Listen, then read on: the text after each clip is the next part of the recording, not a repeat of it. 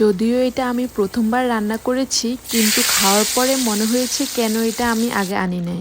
আজকে আমি রান্না করেছি মেটে আলু বা মাটির নিচের আলু, যে যেটাই বলে থাকুন না কেন। কিভাবে আমি এই মেটে আলুটি রান্না করেছি সেই রেসিপিটি আপনাদের সাথে আজকে শেয়ার করছি। এর জন্য আমি একটি পাতিলের মধ্যে 5 থেকে 6 টেবিল চামচ পরিমাণ রান্নার রেগুলার তেল দিয়ে দিয়েছি। তেলটা একটু গরম হয়ে আসলে এর মধ্যে আমি দিয়ে দিয়েছি হাফ কাপ পরিমাণ পেঁয়াজ। তারপর পেঁয়াজগুলোকে তেলের মধ্যে অনবরত নাড়তে নাড়তে ভাজতে হবে।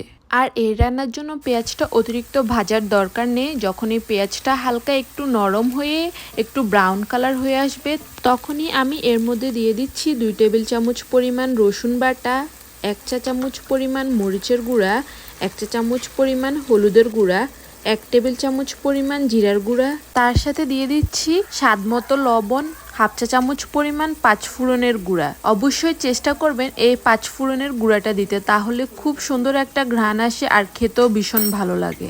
তারপর সবগুলো মশলাকে ভালোভাবে নেড়েচেড়ে তেলের সাথে ভেজে নিচ্ছি। আর অবশ্যই এ পর্যায়ে চুলার আঁচটা লো হিটে রাখবেন, না হলে সবগুলো মশলা পেঁয়াজ সব পুড়ে যাবে, তখন টেস্টটা ভালো আসবে না।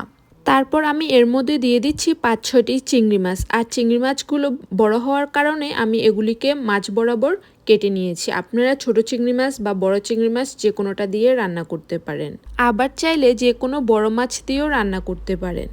চিংড়ি মাছগুলোকে ভালোভাবে মশলার সাথে মিশিয়ে নিয়ে 2 থেকে 3 মিনিট ধরে ভেজে নিতে হবে। তারপরে আমি এর মধ্যে দিয়ে দিচ্ছি আগে থেকে কেটে রাখা আলুগুলো। আর আলুগুলোকে আমি এরকম চাকা চাকা করে কেটে নিয়েছি। এই আলুগুলোকে আমি তেলের মধ্যে ভেজে নিচ্ছি, কারণ এই আলুটা কিছুটা পিচ্ছিল পিচ্ছিল ভাব থাকে। যদি তেলের মধ্যে এরকম ভেজে নেন তাহলে সেই পিচ্ছিল ভাবটা দূর হয়ে যাবে। আলুগুলোকে মশলার সাথে মিশিয়ে নিয়ে কিছুক্ষণ ভাজার পরে আমি এর মধ্যে দিয়ে দিচ্ছি 1 কাপ পরিমাণ পানি। তারপর সব কিছুকে ভালোভাবে নেড়েচেড়ে ঝোলের সাথে মিশিয়ে দিয়েছি। মিশিয়ে দেওয়া হয়ে গেলে আমি এই আলুগুলোকে ঢাকনা দিয়ে ঢেকে দিচ্ছি। পানি দেওয়ার পরে আমি কিন্তু চুলার আঁচটা হাই করে দিয়েছি। আর এভাবে 5 থেকে 6 মিনিট আলুগুলোকে ঢাকনা দিয়ে রান্না করতে হবে। 5-6 মিনিট পরে ঢাকনাটা উঠিয়ে দেখতে পাচ্ছেন পানিটাও শুকিয়ে এসেছে আর আলুটাও অনেকটা সিদ্ধ হয়ে এসেছে। তারপর আলুগুলোকে এপিট ওপিট উল্টিয়ে ভালোভাবে ঝোলের সাথে কষিয়ে নিতে হবে।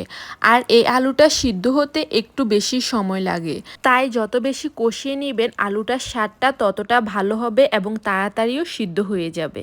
আলুগুলোকে কষাতে কষাতে যখন দেখবেন ঝোলটাও শুকিয়ে গিয়েছে আর রঙটাও চেঞ্জ হয়ে এরকম হয়ে গিয়েছে, তখন এর মধ্যে আমি দিয়ে দিচ্ছি আগে থেকে কেটে রাখা একটি টমেটো।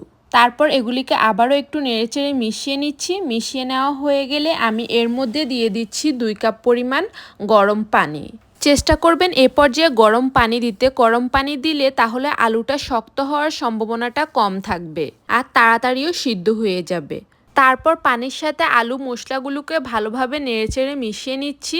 মিশিয়ে নেওয়ার পরে অপেক্ষা করতে হবে বলক ওঠার জন্য। যখনই দেখবেন ঝোলটা এরকম ফুটে উঠেছে তখনই ঢাকনাটা দিয়ে দিবেন। তারপর ঢাকনা দিয়ে আলুগুলোকে অনেকক্ষণ ধরে রান্না করে নেবেন। ঢাকনাটা উঠানোর পরে দেখতে পাচ্ছেন কি সুন্দর কালার এসেছে, কিন্তু আলুগুলো এখনো পর্যন্ত সিদ্ধ হয়নি।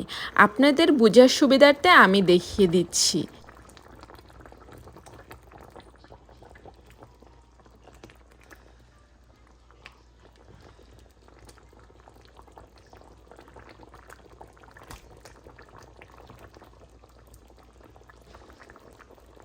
তারপর যখন দেখবেন আলুগুলো অলমোস্ট সিদ্ধ হয়ে এসেছে এবং ঝোলটাও কিছুটা কমে এসেছে, তখনই আমি এর মধ্যে দিয়ে দিচ্ছি 5-6টি কাঁচামরিচ কেটে। তারপর এগুলিকে আবারও একটু নেড়েচেড়ে মিশিয়ে নিয়ে আমি এর মধ্যে দিয়ে দিচ্ছি অনেকগুলো ধনিয়া পাতা।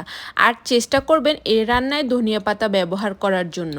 তারপর ধনিয়া পাতাগুলোকে আবারও নেড়েচেড়ে মিশিয়ে নিয়ে চুলার আঁচটা বন্ধ করে দিতে হবে। আর এখন দেখতে পাচ্ছেন আলুগুলো পারফেক্টভাবে সিদ্ধ হয়েছে। কিছুটা আলু নরম হয়ে গলে গিয়েছে আর কিছু কিছু আস্ত আছে। এ পর্যায়ে আপনারা নামিয়ে নেবেন। আর আপনাদেরকে কাছ থেকে দেখিয়ে দিচ্ছি, দেখতে যতটা ঝোলঝোল মনে হচ্ছে ততটা ঝোলঝোল কিন্তু না। আর এই আলু তরকারিটা নামানোর পরে যখন ঠান্ডা হয়ে যাবে তখন কিন্তু আরও অনেকটাই ঘন হয়ে আসবে।